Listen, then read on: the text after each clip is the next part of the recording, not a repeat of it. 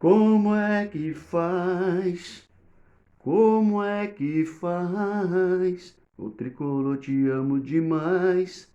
O tricolor tá jogando demais. Oh, tá no ar? Rapaz do céu! Amigo torcedor São Paulino, amiga São Paulina, tricolor do planeta inteiro, raizeiros, amigos, a gente continua comemorando, né? Todo dia que a gente levanta, toma aquele café, cantando hino, cantando como é que faz, a música que virou moda na coletividade tricolor. E aí, continuamos comemorando porque é assim que tem que ser. Aproveitar o momento acima de tudo e apreciar sem moderação, sem moderação. Tô vestido aqui de Hernan Crespo, terno, infelizmente eu não tenho um terno daquele, né? Daquele traço, daquele risco que o homem tem, mas os meus ternos são velhos, então eu boto uma camisa da Argentina para exaltar, é claro, Hernan Crespo, sua comissão técnica, Benítez, grande Benítez, o Rigoni que está chegando para a alegria da torcida tricolor, e é claro, lembrar da história dos argentinos, né? Querido, gigante José Poi, campeão de tudo no São Paulo, campeão como goleiro, campeão como treinador, construiu o Morumbi, ajudou a transformar o sonho em realidade. O grande Sastre, que nos anos 40 fez parte daquela máquina com Leônidas da Silva. Meu pai do céu, quanto argentino legal. Os argentinos agora que vêm para equilibrar um pouquinho o jogo com os uruguaios. É, argentinos de qualidade equilibrando a história maravilhosa que tem os uruguaios no São Paulo Futebol Clube. Pois bem, o assunto é o que não falta, né? Tem assunto aqui para a gente ficar 3, 4, 5 horas falando sobre as coisas do São Paulo. Tem publicidade, tem jogador novo, tem jogador para sair, tem um monte de coisa para a gente falar, é claro. Tem Copa do Brasil, tem sorteio de Libertadores, enfim. E vamos por parte, algumas coisas dessas nós vamos compartilhar com vocês aí, sempre contando com um comentário, é claro, para a gente saber também a opinião dos queridos amigos, né? Uma coisa que é muito legal nesse momento que o São Paulo vive, além do título, da conquista, das alegrias, do futebol bem jogado, das partidas com bastante gol, tem muita coisa legal acontecendo nesse momento no São Paulo. Mas um dos fatores que eu reputo como mais importante é com certeza, gente, essa questão do time A e do time B, né? E do time híbrido também, do time misto, um pouquinho de A, um pouquinho de B. É muito legal a gente ver como aconteceu com o Sport Cristal, uma equipe se comportando como se fosse um time A. Ah, Rony, mas tem diferença, não tem diferença? É importante saber de vocês. Sim, eu imagino que o time B, até pela própria classificação, ele perde um pouquinho. Não digo nem com relação ao aspecto tático, mas o aspecto técnico, né? Se nós temos lá um time considerado titular, que tem os seus melhores valores, obviamente os valores que não são tão bons quanto esses valores do time A estão lá no time B. Então, assim, a gente pode perder um pouquinho da parte técnica, mas taticamente você percebe um time muito bem encaixado, um time muito bem resolvido, um time muito bem treinado, né? Que sabe o que está fazendo em campo. É muito legal você ver exatamente a versão genérica, né, do nosso produto titular se apresentando da maneira como foi, por exemplo, contra o Sport Cristal. Ficou muito legal esse desenho, fica muito legal a gente ver a maneira como a equipe se comporta, né? E a gente perde um pouco tecnicamente, é claro, porque é natural, mas cria aí um lastro, né? Cria aí uma estrutura fantástica para o São Paulo. Então, por exemplo, sábado tem Fluminense pelo Campeonato Brasileiro. Ah, vem o time A, vem o time B, vem um time misto, né? Aí terça-feira vai pro Piauí pegar o 4 de julho pela Copa do Brasil. O time A, mas aí vai cansar os caras. Não, o time B, mas o time B se corre um risco. Então, assim, é muito legal você viver isso rodada a rodada, jogo a jogo, campeonato a campeonato, mas de maneira a não ficar tão assustado. Eu quero acreditar que o nosso time B tem a competência técnica e tática para jogar contra vários times aí do futebol brasileiro. A gente sabe das dificuldades do futebol brasileiro, a dificuldade econômica, a dificuldade de você encontrar talento, salvo os times aí que estão esbanjando, que estão rasgando dinheiro aí e continuam contratando e mantendo jogadores, né? Salvo 3 ou 4 times, o resto, o nível, infelizmente, é um nível baixo. Então a gente quer acreditar que esse time B do São Paulo é suficientemente competente para poder enfrentar esses times, o que alivia a carga física, a carga emocional, né, dos jogadores.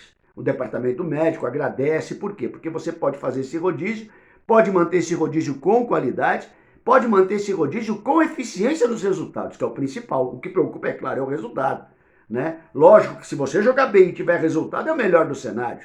Mas quando não dá para jogar bem, mas ter o resultado, é o que é de mais importante, né? Então, é muito importante isso, a gente começou a perceber, o Luciano sentiu a perna aí há um tempinho atrás, o nosso Dani Alves acabou se machucando, o nosso Benítez acabou se machucando, o Éder acabou se machucando, a gente começa a perceber, né, que de alguma forma essa carga, ela tá trazendo algum tipo de prejuízo. Então, tem que ficar de olho nisso, e esse rodízio todo com 1000 opções, é muito legal a gente enxergar. Outra coisa que é legal, você poder já colocar esses meninos aí para jogar e para ver quem tem garrafa vazia para vender, na verdade, né? Então os meninos têm oportunidades, a gente sabe que alguns sentem, oscilam, né, que é bastante natural, mas tem alguns que já entram e se firmam. Alguns que já entram e já bate o cartão lá e fala, ó, começo a trabalhar 8 horas da manhã e a vaga é minha. Então assim, é muito legal você ver esse tipo de coisa acontecendo, até para poder premiar, né, o que aconteceu no domingo, de tudo de bom que aconteceu, quando você vê num determinado momento Luan, Lisiero, Igor Gomes e Gabriel Sara, cara, titulares numa final de Campeonato Paulista contra o poderoso time lá da tia Leila. Então, é muito bom você ver isso, na verdade, é muito legal. Sim, tem algumas críticas ainda com relação à oscilação dos meninos, mas há de ser compreendido como natural. E acreditar também que agora nas mãos do Crespo, a possibilidade desses meninos crescerem é muito grande, né? Do Sara melhorar, ficar mais acordado e mais atento ao jogo. O Sara que cada vez cumpre mais a questão tática e cada vez é mais importante para o time. Olha que interessante. O Sara me faz lembrar em alguns momentos, guardadas as devidas proporções, é claro, do Danilo, a função tática do Danilo. Eu me lembro que muita gente xingava, eu também cheguei a xingar o Danilo na arquibancada, mas na hora de resolver, o Danilo resolvia, fazia gol, armava jogada, tinha um papel tático fundamental. E o Sara, menino ainda inexperiente, ele tá pegando essa bagagem também, né? Tá chegando lá, quase fez um golaço no primeiro jogo da final. O Igor Gomes tá oscilando bastante também, mas a gente tem certeza que vai crescer. O Luan não precisa nem falar, né? O Leão, o Luan, e o Lisiero que voltou, né? E voltou bem, voltou jogando, voltou sério, voltou focado. Tudo isso é o trabalho do técnico. Esses meninos vão amadurecer. Fora os outros meninos que não são da base, mas que são meninos ainda e que tem muito que conquistar. Hoje, por exemplo, alguém tem dúvida que o Igor Vinícius é o reserva imediato do Daniel Alves e não o Orejuela? Aí você fica pensando, você fala, cara, acho que nós gastamos dinheiro à toa no Orejuela, né? Porque jogou 2, 3 jogos aí, parece meio ainda tímido, parece meio fechado, né? Mas enfim, são coisas que acontecem no elenco. Você vai errar e vai acertar. A grande questão está sempre em acertar mais do que errar, porque senão, né, como aconteceu aí nas administrações passadas, a gente errava muito mais do que acertava. E aí a conta no final, o resultado é negativo em todos os sentidos, é claro. Possibilidade aí do Rojas continuar, né, um capítulo aí, uma novela que já estava praticamente encerrada com a saída do Rojas, surgiu uma luzinha aí no final do túnel. O Crespo solicitando ao nosso departamento de futebol que tente, de alguma maneira, recompor aí o Rojas. O Rojas disse também que quer ficar. Então, assim, de repente, a gente pode ter uma reviravolta aí aos 45 do segundo tempo, com a manutenção do nosso Rojas, né? O Rojas tão adaptado ao São Paulo, o Rojas que viveu um momento tão terrível, né?